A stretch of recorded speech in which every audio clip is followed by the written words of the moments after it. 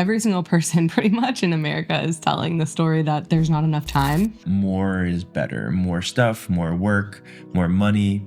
How much I'm worth is how much I can do. People getting paid hourly really put in this program that like you're only worth what you contribute, which is not true. The pace of hurry is very seductive. Beyond $75,000 a year for an individual, more money does not make someone happier. There is actually a lot about time blocking. There is no one that is a master in that field who recommends working from start to finish on an 8-hour day. Past 50 hours per week, people did not get more things done. If I stop playing the game of hurry and external success, then am I just stopping because I failed?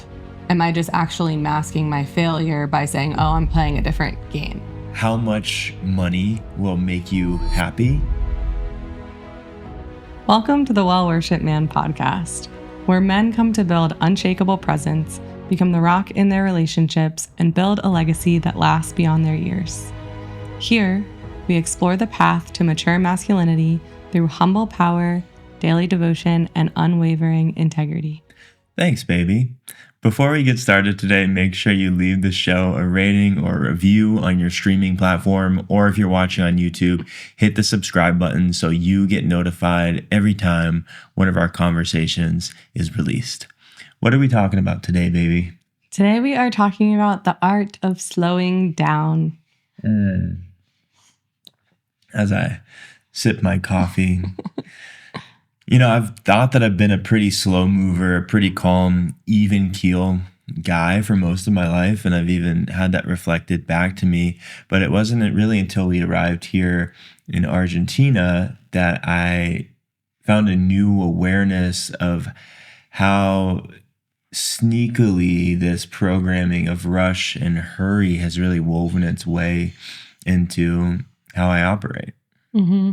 Yeah, it's funny, like we get so used to the culture that we live in and that's the norm and that's the only way to live. And yet what I've noticed is, every single person pretty much in America is telling the story that there's not enough time. Mm-hmm. And like anything of productivity essentially shuts down here at 2 p.m. Yeah. And they have hours of connection amongst them. Mm-hmm. So there must be plenty of time for all of the work and the connection and the joy and the pleasure that we desire. And we just need to recalibrate it a little bit. Yeah, it's like here you show up to a coffee shop and they might not even take your order until you get somebody's attention. They're definitely not bringing you the check. They don't care if you sit at the table way longer than you're eating or drinking things that you've bought. And it's just such a stark contrast. And so today on the show, there's a few things that we want to talk about. One is, what is the harm of hurry? Mm-hmm. Yeah. And if I think about the harm of hurry, just the first thing that comes to mind is the impact that it has on relationships. Like if someone is always rushing around, they don't necessarily notice when someone they care about needs support. Or they don't necessarily notice when something that someone says was like a request for help. They just thought, oh, I thought you were fine. Or, if you're rushing around and you say that you don't have time, which really just means you're not creating the time to like stop and have a conversation with someone that says hello on the street or whatever, so it impacts like these little moments of connection. And then it also impacts the relationships that maybe have more depth in your life or would have the potential to have more depth just from a standpoint of like quality time. Mm-hmm. But then they also impact relationships in the way that things are said. Like if I'm rushing around and I'm actually in a hurry because I don't feel like there's enough time, I'm way more likely to have some sort of miscommunication or rupture with you or anyone else, versus like if I'm slow and fully present and able to communicate well what's going on, then those miscommunications are like way, way less likely to happen.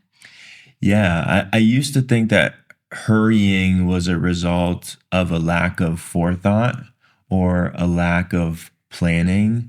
But now I'm learning that rush is simply a symptom of a lack of presence. Mhm. And whether you're running late or not, you can still be present. It's Mhm. harder to be present when you're running late. So if it's a skill that you're learning, some forethought does serve you in developing that skill of presence. And to your point, when I think of being fully present, there is no auxiliary load on the moment. Mhm. As you were sharing about being in a hurry, your mind is elsewhere. Your mind is speeding ahead of reality, trying to get to the place that you want to go, or trying to outrun something. Or maybe you have some of your attention wrapped up in something that happened before, maybe something that wasn't fully sealed, or your attention is being hijacked by something in the future. And when any of that cognitive load is held within the present moment, it reduces our capacity to connect.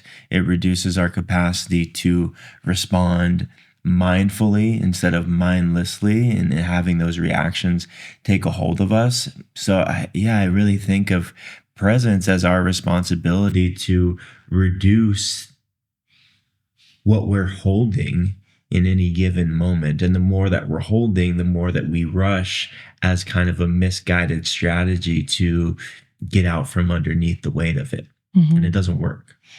I love this perspective of, you used to think that hurry was a result of lack of forethought. And actually, it's just a lack of strength in the skill of presence. And they definitely play into one another. But it's really significant to point out that they're two different skills. And so even if I realize that I haven't planned for my day well, or that my plan for my day is going awry, I can still be fully present in any given moment. And what's interesting about, the art of presence and being unhurried is you'll hear it said like time is relative. And it really is this more of a sensory experience. Like, yes, I can count time on a clock, but the sensation of not having time is a sensation.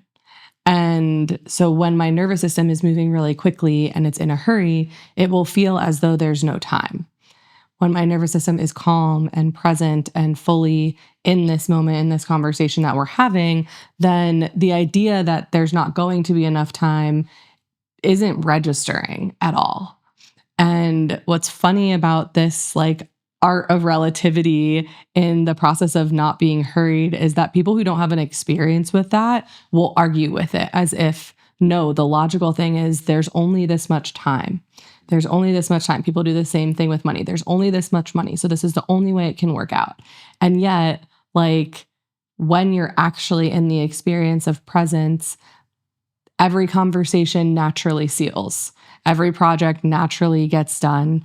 And the stories that we tell ourselves when we are in a rush or feeling stressed because there's not enough time or because there's not enough of something only contribute to a sensation of fear that actually negatively impacts our ability to do the thing we're doing.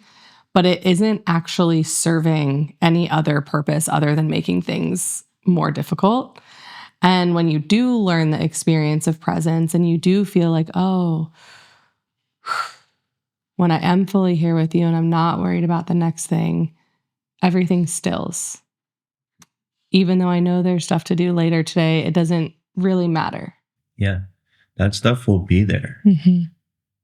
The biggest misunderstanding that we're communicating right now is that hurry is circumstantial, that it's a result of too much to do and not enough time. But hurry is not really circumstantial. It's easy to tell ourselves that story. Hurry is a nervous system state. It's a state of activation where you are elsewhere than where your feet are. Mm-hmm. Yeah. And the other thing that really plays into this practice is trust. Like, when we are in a state of hurry, it's often linked with the desire to control. Like, oh, I don't have enough time to do this thing, so I'm going to micromanage all of these things and everyone around me to make sure that everything that I need to do and everything that they need to do gets accomplished. I'm going to bend the universe to my will. Yeah, exactly. Which you can't. Like, there is certainly ways that we can vibrate in certain ways to optimize our flow with the universe, but you are not controlling everything around you. That's spirit's job. And so instead of working with an essence of control like micromanaging, there is a strengthening of trust that needs to occur. And as with all practices of trust, you must trust before there's proof. So I must, even in my state of hurry, trust that there is enough time for everything in order for it to be proven that there's enough time for everything. If I'm not in a state of trust and I'm in a state of micromanaging, things will inevitably go awry. And then I will tell myself the story, oh, it's because I didn't control well enough. But it's actually because you were trying to control it at all. Yeah. If we believe that the universe is designed intelligently and in perfect order with that infinite intelligence, there is always time for the things that we're being called to do. And I think the error is believing that spirit is on board with everything on your to-do list. Spirit's to-do list is almost always much shorter than your to-do list. So a lot of people get to the end of the day and they're like, oh, I didn't like get to everything, right? Or they get really irritated when their to-do list is interrupted. It's like, no, you cannot know better than spirit of what your time is allotted for and how your time will be allocated. And so to your point, when people are in control, or a better way to put it, when people are controlling or fixated on their to-do list, they're almost always disappointed with the lack of progress they're making instead of accepting of the things that there has been space for. Yeah, I was just thinking before you started saying this that I share sometimes that if you are feeling like there isn't enough time for everything that you have to do, then some of the stuff you think you have to do just isn't aligned. Like there is definitely time for everything that's meant to be done. There is definitely time for every relationship that you're meant to nourish. There is definitely time for the creativity that you have and the sleep that you need and the nourishment that you need. The problem is that, exactly like you said, you're adding things to the to-do list that actually aren't aligned. And so what you're sensing when you are telling the story of I don't have enough time is just that you're out of alignment with the things you're trying to do. You're not actually sensing a lack of time. There's plenty of time for you to do everything that needs to be done. But the discomfort that you're feeling is I'm out of alignment with the flow of spirit. Yeah. And the story that you're telling is just the incorrect one. 100%. And something that we've talked about recently is that the more of a hurry that you're in, the more of a rush that you're in, the harder it is to hear spirit. The harder it is to actually prioritize your to-do list and remove items that are not in alignment, because you basically have your head buried in the dirt like an ostrich and you can't hear. Because that state of hurry is a state of nervous system activation. It's a state of noise, right? There's this static in the field. And spirit, most of the time, is not going to scream to penetrate a disarrayed field that you're creating, right? Your responsibility as a channel, as a vessel, is to lower the noise and to listen. And just even in my life, as I've dropped the noise, as I've understood the shreds of hurry that are still present in me, what's happened? I've started writing poetry again. I've understood how some of the way that I've shown up online has been about what I can get instead of what Spirit's asking me to share. You know, last night I we sat down and had an art night, and I created art for the first time in like I don't know how long, right? And so presence and creativity, and I've been dancing more, and joy, like these things are just starting to show up in my life, not because I'm not being super intentional about them, but it's because they've already wanted to be here. There just hasn't been space because I've been gumming up my field with all these to-dos that have been my preferences, not the will of the divine order of spirit. Mhm.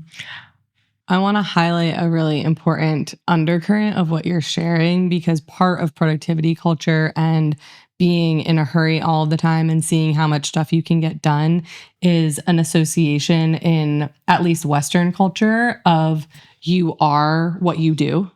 Hmm. You are worth what you do. Your value comes from what you produce, which is really just like a result of the Industrial Revolution. Like people getting paid hourly really put in this program that like you're only worth what you contribute, which is not true, you know? But it's been seeded collectively into the culture via like mass propaganda and also people's survival for at least a few generations. And so unwinding this belief that my value is not directly linked to what I produce can be really challenging. And so that is part of why it's challenging to slow down. You know, like when you slow down, if you have a fear that people aren't going to like you as much, or you're not going to be as successful, or you're not going to get the job that you want, or get the following that you need for something to be successful, or make the money that you need to like feed your family, it's like all of those fears are a direct result of the belief that you are worth what you produce. And only in the unwinding of that belief do you get the gift of experiencing human life as it was meant to be experienced, which is connection and play and joy. And like, yes, we can create things and do things, but the doing is only like one of those aspects. Yeah, it really is a belief that seeped into American culture, is that how much I'm worth is how much I can do or how much I can accomplish. And it is challenging to unwind. It took us flying to another continent for me to really be able to see it, because, there's this thought form, reality transurfing, we'll call it a pendulum, you might call it an egregore, but it's this mass of thought energy that is in agreement in America that your worth is derived from how much you can do, right? And everybody is caught up in it every day, from maybe the moment your alarm clock goes off, but definitely the moment that you get into traffic on your commute to work, definitely the moment you get to your job where you're surrounded by other people who are operating on this same faulty system. And so breaking free of it, man, it requires so much attention, especially if you are someone who works for a company, you're around other people that are like that all the time, or even if you're an entrepreneur, it's like that's still, the hustle culture is so baked into entrepreneurship. So understanding that you're like swimming in a pool that perhaps you don't want to be in, and having these conversations with other people, because I get the sense that this haywire activated state of hurry isn't the one that most people want to be in, but it is the one that feels most available. Well, they don't necessarily want to play the game of hurry, but in order to feel safe and successful and loved when worthiness is tied to it, it doesn't feel like there's another option. So part of it is also unwinding, like, what does actual success look like? We talk about this with wealth. It's like, yes, wealth is money, but wealth is also wealth of like time, like having more time for yourself to spend it the way that you want, and wealth of relationships and wealth of experiences. And so to be able to widen the understanding of what success looks like, you get to decide what game you want to play. Like, do you want to play the game where you are trading time for money and the only way to be successful is by selling your soul to work someone else's mission? Or do you want to play a game where you can win it by the level of enjoyment that you have in your life? Because those two games are not the same. You're never going to have the highest level of enjoyment that you can have simply by rushing around all day, every day, because there's no time to even sense into what you enjoy, let alone actually participate in it. And so there is a redefining of what these words mean instead of just what we've been taught that they mean or what other people in your field think they mean. And I'm also thinking, like there is a huge fear of failure amongst a lot of people. And I'm even feeling in my own body as we're talking about this, like, well, if I stop playing the game of hurry and external success, then am I just stopping because I failed? Mm-hmm. Like, am I just actually masking my failure by saying, oh, I'm playing a different game, And so it's like, there's layers of unwinding this, not just can I play another game, but then actually doing it, but then actually like claiming with an empowered stance that I have successfully won the game of hurry and success because I actually found my way out of it. Yeah, that's like another layer. Like, am I accepting unhurrying in my life as an excuse for my failure and redefining, resetting the benchmark of what it means to be successful is a mandatory piece of this path. One of the inspirations for this conversation and this new way of living is a book called The Ruthless Elimination of Hurry by Mark Comer. And he talks about in that book the twin gods of the West, which he names as accumulation and accomplishment. Getting more things and achieving more stuff. And we really have to set those to the side and be like, okay, what are we actually aiming for? Is it freedom? Is it enjoyment? Is it pleasure? And then something else that's interesting based on what you're talking about, you talk about, is this a way that I'm just excusing my failure? Is I texted a friend who had recommended that book to me, and he shared that the author of the book is a Christian guy. He's a former pastor, and that when the younger generation of Christians received that book, they took it as an excuse to be lazy. Because he doesn't talk about slothfulness in the book, which is like one of the... It's the 7 deadly sins. Oh, it's it's one of the 7 deadly sins. So, when he wrote that book, he didn't anticipate that, but like that is kind of like the floor to like test against as you're unhurrying. Like, are you just being lazy? Are you just being slothful? Or are you building a new state of being which you can reach these new benchmarks of enjoyment, pleasure, satisfaction, fulfillment, whatever they may be? I'm thinking about our ceremony of reclamation that we hold, and the teaching in this 12-week course is to optimize your life force, right? So I'm seeing like someone's life force who's in an abundance of hurry is like spinning out. It's just like, I'm seeing it as a cartoon with like the energy spinning really quickly. And sometimes it's just like shooting out like lightning to the sides, Right. And then when someone is in a state of like what you're calling like sloth or laziness or whatever, it's like they have allowed their life force to completely null. And instead of like sparking out the sides, it's like seeping into the floor, almost like the Grudge type of vibe. Like, versus like being unhurried and also full of spirit is like, I am supercharged by every moment that exists, and I am like fully present and letting all of my energy right now go into being in connection with you and being in this podcast. And later today, all of my energy will be fully present in, an integration call for reclamation. And so it's like not being lazy, but it's in whatever you're asked to do, being in it fully and not being worried about the future or the past or what may or may not come to form. And so that really is like, we started this by saying the art of slowing down, and it really is an art. It's like an art of being fully alive and moving in an unhurried fashion.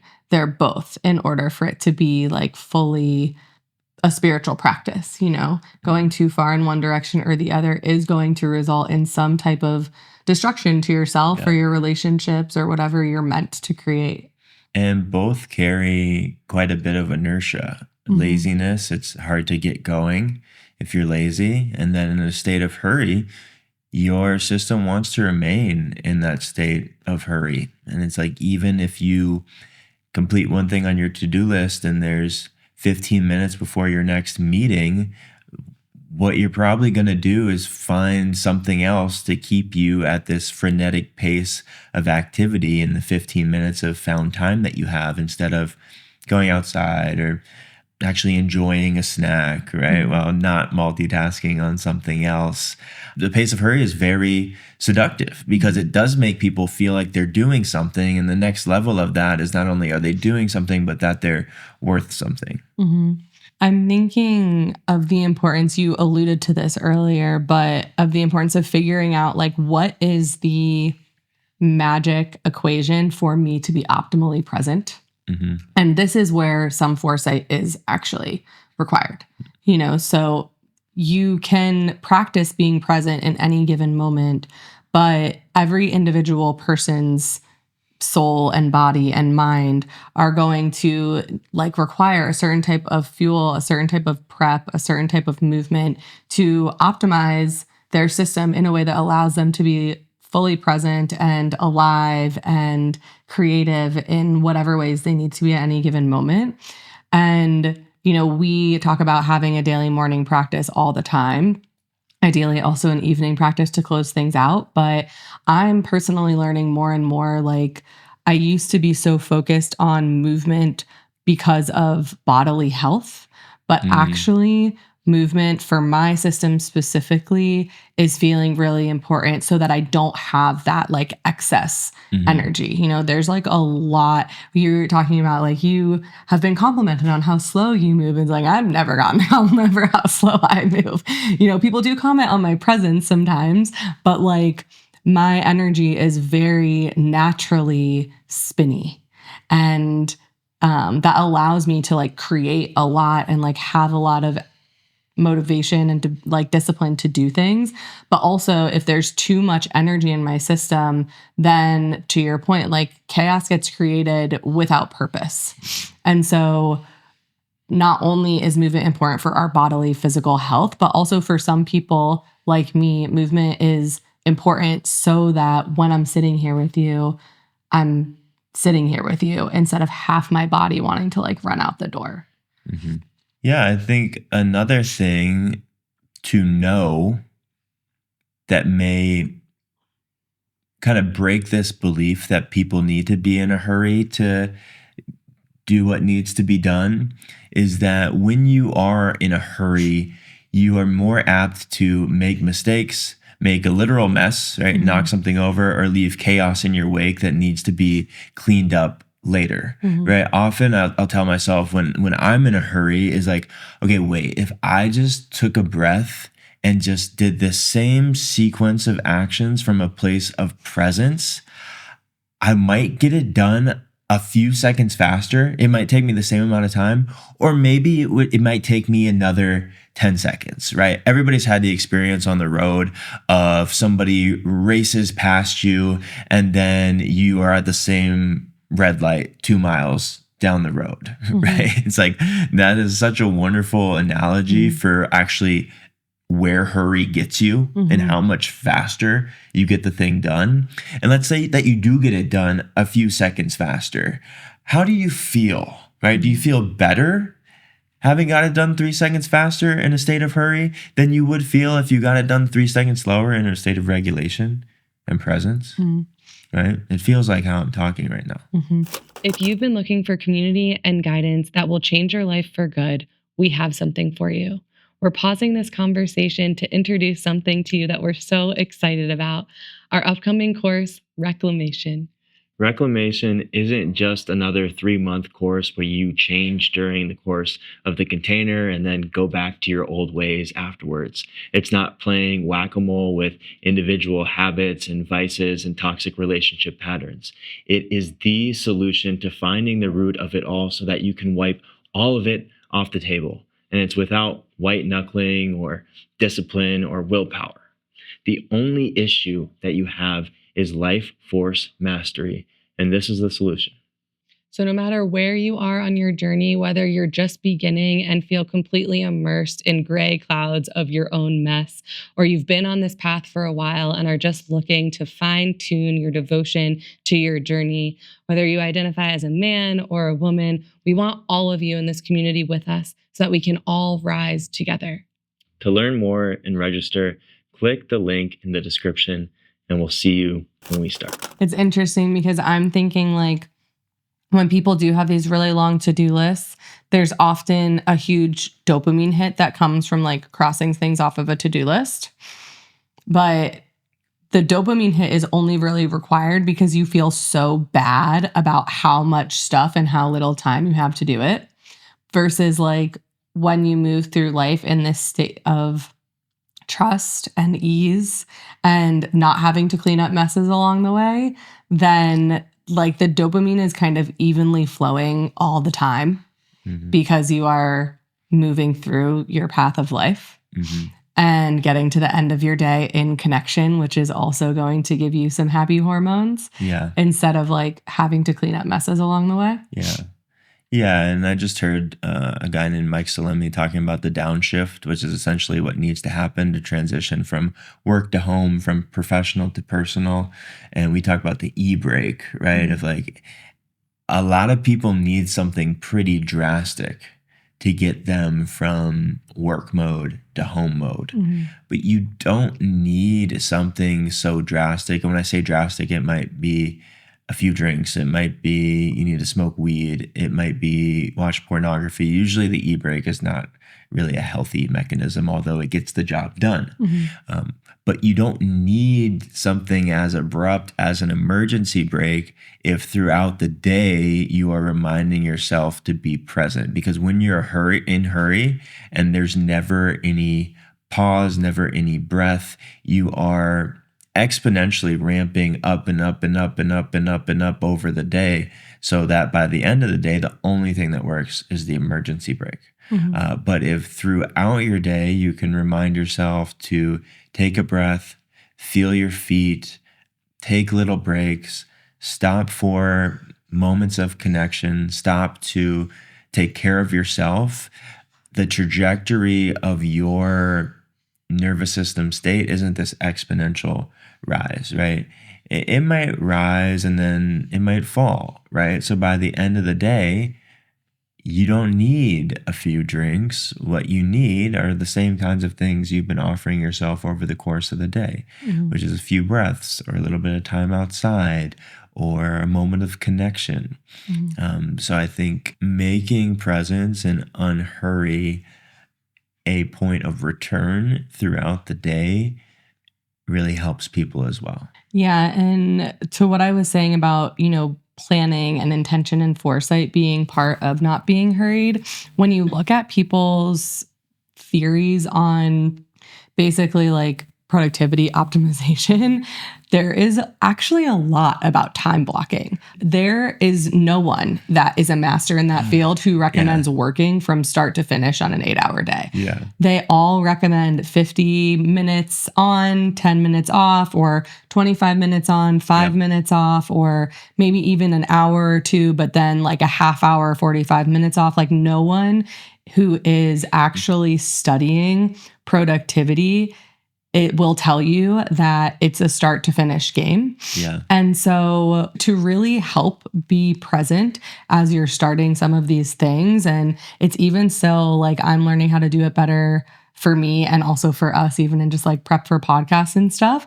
It's like every big thing in the day deserves some sort of on-ramp and off-ramp. So if I am working with clients, there's like a period of time where there's nothing happening before it. I'm not like getting ready for clients. I'm not eating. I'm not I'm just like in my body getting ready for them. And then after clients, it's like, okay, what do I need? Like, how do I need to care for myself? I'm not going on to the next task. Same thing with if someone has like work meetings or sales meetings or creative projects, it's like there should be a block from whatever the time is to whatever the time is, for an hour, maybe less, maybe a bit more. But then after that, there's another time block to nourish yourself, to let your system come down from the peak that it was just on because of the work that you were doing. And you're so much better with names than I am. I'm like, I wish I could remember what any of these time block skills were called, but I know that when you are learning like how to make your schedule and how to optimize your time, it really is, there's apps for them too. And different methods where it's like, everyone, because of this productivity culture, thinks if only I work for 8 hours straight on this one task, then everything will be fine. But truly, because of the impact that it has on your system, and because you're your most creative when your system is also regulated, it really is this in and out, in and out, in and out. Yeah, one of the techniques is the Pomodoro technique, which is the 20 minutes on, a little bit of time off, and then 20 minutes on again. And it actually recommends that you set a timer, because everyone who studied productivity, like you said, gets the same findings, that working more and more and more without break does not increase work output or improve the quality of work. It's just not the case.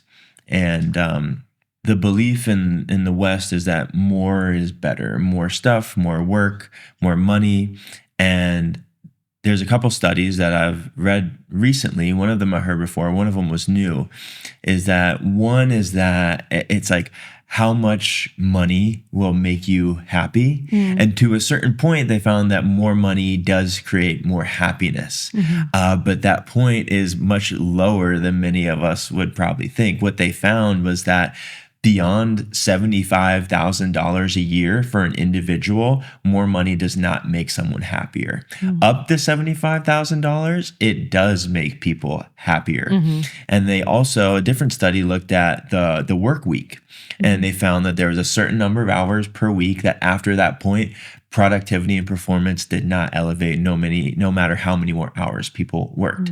And it was 50 hours per week, which for the people that loved the work, that's plenty of time. But past 50 hours per week, people did not get more things done. They did not produce a higher quality of work. So, there are these caps, and, studies are studies, and it's not prescriptive for every individual, but there are these proven findings that more isn't better. And at a certain point, stopping actually creates a better footing for you to build from. And that brings in this idea that, actually rest is productive. And actually rest is needed. And if you're like doing grunt work, like menial tasks where you're repeating the same thing over and over again, admin stuff, copying things, yeah, you can probably stay locked into that tunnel for longer and get more things done. But if you're like us and you're trying to create meaningful work, creative work that requires you to zoom out and take a larger perspective and look at many different areas and tie them together in new, innovative ways, you must rest. You must rest at the end of the week. You must rest within your day, because what that type of work requires is a more relaxed nervous system state where your vision, literal and metaphysical, is a little bit more zoomed out. You can see more. You can see a larger picture so that you can tie things together in creative ways. So for creative workers, for creators, for people who want to bring new things into the world, this is even more important. Well, and then on the flip side of that, it's like if you are working an administrative job for someone else and you are, in that job because of whatever reason, but ultimately that's where you are, it's like you don't need to be stressing yourself out for someone else's mission. It's like your life is yours and you're going to get paid for the hours that you're there. So you might as well just keep your nervous system regulated while you're doing it, Yeah. Yeah, I'm thinking about guys that I've had conversations with who aren't quite sure on their purpose or their path to meaning, because what they say is that, I wake up early, I get ready for bed, make the kids breakfast, right? I go to work. After work, I go to the gym. I come home, make dinner, go to sleep. and do it all over again. And it paints this picture of zero space to reflect, zero space to connect to self and to spirit. And it's hard, especially, I don't have kids, but especially if you have kids, especially if you have those kinds of responsibilities, especially if you're caring for aging parents. And at the same time, that's the narrative of rush. I don't have time to think about where I want to take my life. It's like, what about in the car? You don't have time in the car because you're hurried in the car, because you're rushed in the car. If you trained yourself to be more present, you'd be able to hear more. You'd be able to listen more. You'd be able to show up better in your relationship. So I empathize with those people, but again, hurry is not circumstantial. Hurry is a nervous system state, and you can train yourself into a place that no matter how much is on your plate, there are openings for you to receive where spirit wants you to go, instead of just following the hamster wheel that you tell the story you're trapped on. We've said this before on this podcast, but Dharma doesn't have to be what you're doing. It's how you're doing it. Right. So say you are working for someone else and your kids are small and you don't have time because XYZ, all of these things are taking up all the time of your day, but can you do it in an unhurried fashion? Yeah. And unhurried doesn't even necessarily mean slower. You know, like you might be moving at the same pace, but you have slowed your heart rate while you're doing it. Yeah. You know, you are fully present while you're doing it, instead of like yelling at your kid to get their shoes on because you have to go, stopping and sitting with your child and like everyone gets their shoes on together, you know? Yeah. And so there is a story that we tell when we are feeling hurried that, you know, there are some parents that will say, well, we have to get out the door. We have to go. Now their kid's having a meltdown. And now you're 20 minutes later than you would have been had you just taken the 3 minutes to sit with them and tie their shoe. And it's your kid's fault. And it's your kid's fault because they're having a meltdown instead of your fault because you didn't slow down as a parent. Right. You know, and there's all different types of ways this plays out. You know, like you can move a little bit slower and check your work at work, and maybe it's in 2 minutes later, but it's done well. Or you send it in because you want to get to the next thing, and then it gets sent back with like, you know, all of this constructive criticism about things that you didn't do well because you didn't double check it. And so there are ways that no matter what you are doing, there is an invitation for you to move through that experience more connected to spirit, more connected to slowness, more connected to presence. And it really is a practice. It's like, you know, we're learning this in a new way. And also most people, the average person that would meet us would say that we move slower than most people. Yeah. What a luxury that in your life you get to slow down. It's like, no, we've spent time, years. I've spent decades trying to get my nervous system to slow down, and it's still a daily effort. You know, and by way of doing that, I have a life that mirrors the ability to slow down. But it's because as I learned to move in a less hurried fashion and to move at the pace that spirit wants me to move instead of at the pace that my like grad school professor wants me to move, then I learned that actually feels good. Yeah. So now not only did I learn that feels good in an environment that, you know, it's counterculture too, but now I start to prioritize it because it feels good. And so part of it is just like letting your system have the space that it needs to feel how good it feels to slow down. You know, you don't have to wait for one vacation a year to feel the blessing of slowing down. It's like something that you can feel in your system every week with a day of rest and also daily. Yeah. Like, what if not everything in your life was a checkbox, right? Not the time you get to play with your kids, right? If that's a checkbox, it's like, okay, I spent some time with my kids and here's iPad. And I got that one checked. And if connection with your partner is a checkbox, it's like, okay, we spent enough time on this. Let me just like offer a half-hearted apology and be done with it. You know, and even work, which does feel like more of a checkbox. Like instead of just sending it in and then getting it back with red ink all over it, can I really sit with this and feel good about what I'm submitting instead of just feeling like it's over and done with. Also, tactically, what can be helpful when people are learning to do this is creating containment, right? It's not like you need to spend an hour on everything, right? If you do have an hour to play with your kids, awesome. But if it's one of those days where you have 10 minutes, you're going to spend those 10 minutes anyway. It will either be 10 minutes in hurry, thinking, when will this be over, not being fully present, or it can be 10 minutes where you are fully there, fully online and presence, because it's not so much about the time. It is, I've heard that kids spell love, TIME, but it's also about the quality of presence. And so when I say containment, what I mean is if there's only 10 minutes, set your timer for 10 minutes. Take that off of your cognitive plate. You don't have to keep time, and be there until that timer buzzes. And when that timer buzzes, seal it and move on. What is the hardest part of your process with becoming unhurried? Yeah, the hardest part, I think there's a couple. One is decoupling my worth as a man from what I can produce. And not just money, not just stuff, but what I can produce as far as safety. As I was leaning into this, the first day was really the toughest because it was a pendulum swing for me to where it felt like, okay, I'm actually not doing much.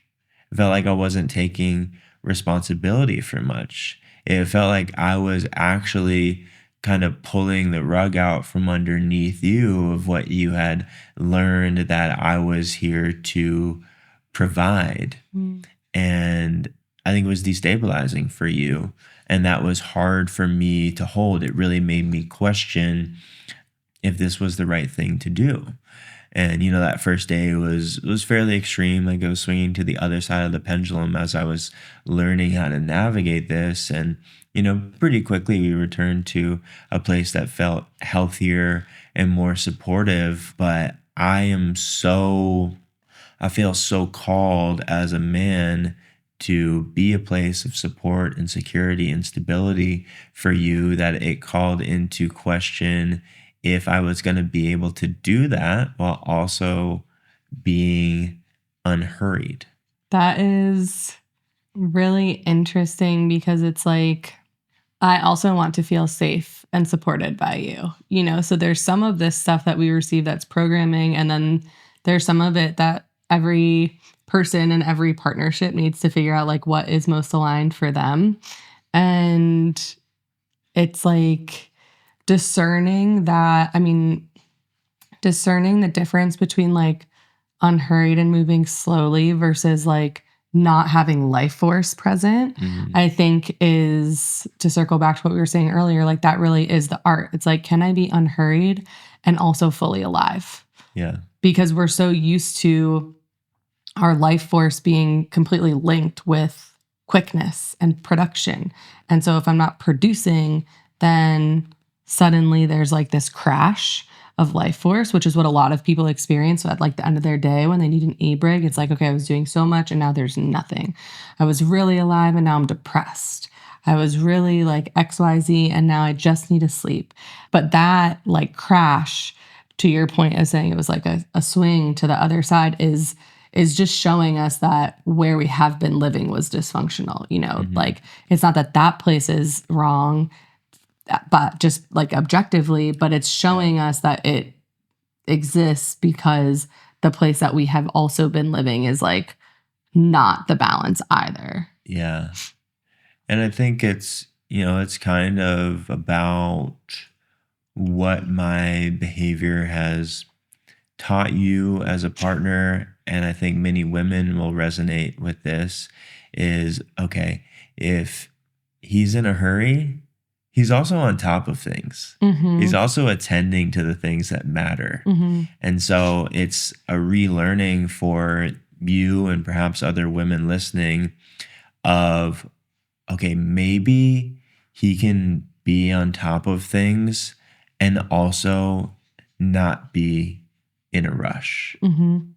It's interesting that you bring that up because I'm noticing as you say that, like, well, when I'm on top of things, I usually am in a rush, you know? So it's also a mirror for the way that most women handle things. It's like there is kind of a judgment of the feminine to be either like laissez-faire and not on top of anything, or like, I mean, people will use the word like hyper masculine or hyper controlling, but really we're just like trying to live life when no one else is taking care of us, you know?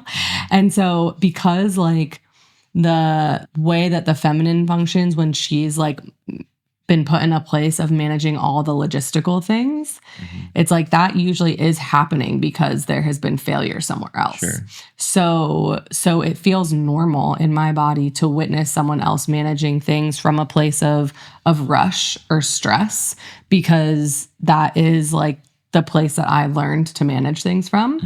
And so then there's also this relearning in my body of like, oh, just like you're saying, like it doesn't have to be an emergency for something to be handled. Yeah. Like things can be handled preemptively, intentionally, in a grounded, present way, and no one has to be in danger. Yeah. What I'm feeling is that there are a lot of women out there who would be kind of driven crazy by seeing a man unhurried or not in a rush, especially those women who have experienced chronic states of hurry, stress, and rush because somebody hasn't been picking up the slack, likely a man. So, what would you tell those women? You have to give someone the chance to fail if you're going to give them the chance to succeed. So this is kind of, to me, the annoying part of being feminine. It's like all humans are asked to go on this path of trust, but maybe I'm biased because it's my experience, but I feel like women are asked to trust in a bit of a larger scale than men have to, at least relationally, because there is this like holding of like, okay, I might die if someone doesn't catch me, in the physical realm, in a lot of ways, not only in the emotional realm in which both of us feel. So like there is a risk that a woman who is used to men not picking up whatever around her has to take by way of not doing it herself. Otherwise, if she does it, she'll never know if he's going to do it. And if she tells him to do it, then she also never knows if he's going to do it. So that's the first thing, is you have to risk being frustrated by it not, like whatever the thing is, not being done, in order for you to see that the person that you're with actually does have the capacity to move in an unhurried fashion and still take care of things. But the other thing I would say is like, be honest with how you're feeling. Like there are some points in this process, not just in the recent experiences of us deepening our understanding of being unhurried, but in different phases throughout our relationship, of me being like, hey, I know you're probably already going to do this, but I just need to say this because I'm feeling stressed. And then I say whatever the thing is, and then you say either, oh, thanks for letting me know I actually wasn't going to do that, or I actually was already going to do that, but thank you for letting me know how you were feeling. And there is a way that every time I say that, where you're already going to do it, or every time I don't say it and it gets done, that there's like trust that gets built within me for you. And also like trust that gets built on your end for me, I think, so that you know I'm trusting you. But it's a process, you know, like I have decades of experiences of feeling like I've had to clean up messes for men around me. And so that is what's naturally in my nervous system. And it's kind of a challenging process because it's like that briefcase of data has so much data in it that you could do 100 good things in a row and then you miss one thing and I'm like, oh, see, And so for any women listening, it like really is a practice to pay more attention to the things that are going well and to not like make a new briefcase, for like the man that you're with or the men that you're letting into your life as brothers, where like, yes, maybe when you're at a different phase of your journey and your own inner masculine and feminine were like a bit haywire, there were people not showing up for you as much. But now, like, I've been saying this prayer for a lot and you can borrow it. Like, I live in a world where men show up for me. I live in a world where men show up for me. So now there's a new briefcase.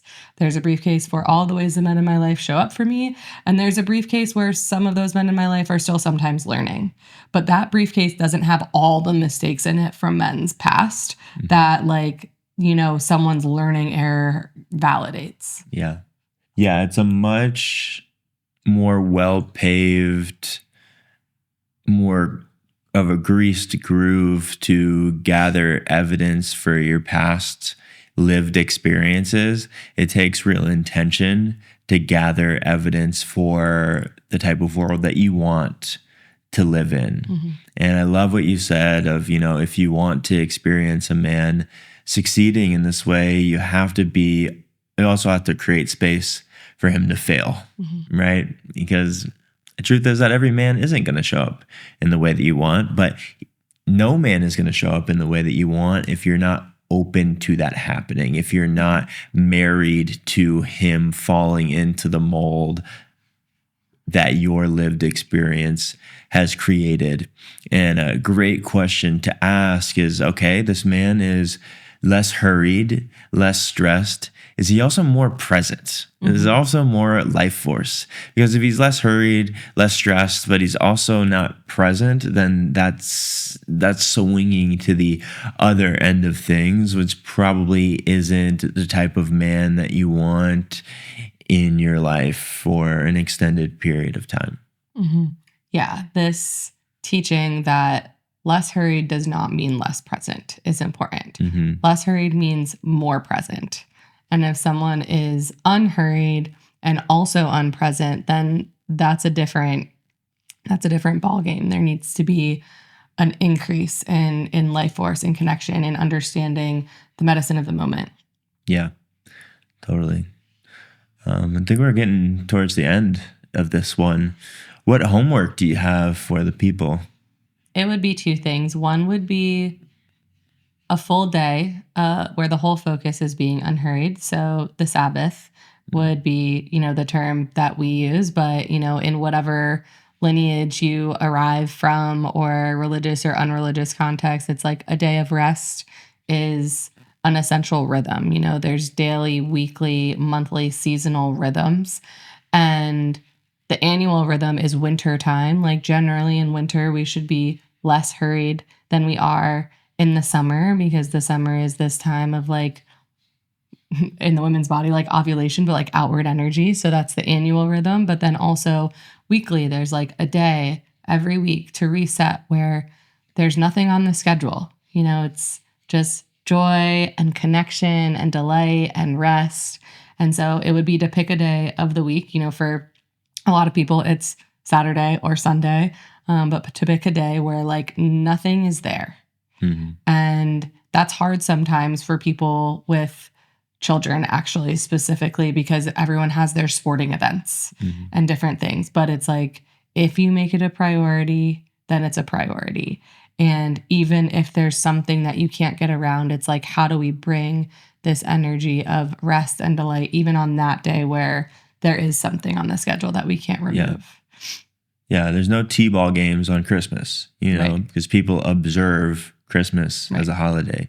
So it's about bringing that same level of attention. It's about observing the Sabbath or observing Shabbat, or if you don't like any of those words, observing a day of rest and delight, and being really intentional about it, being really serious about creating some boundaries around that day.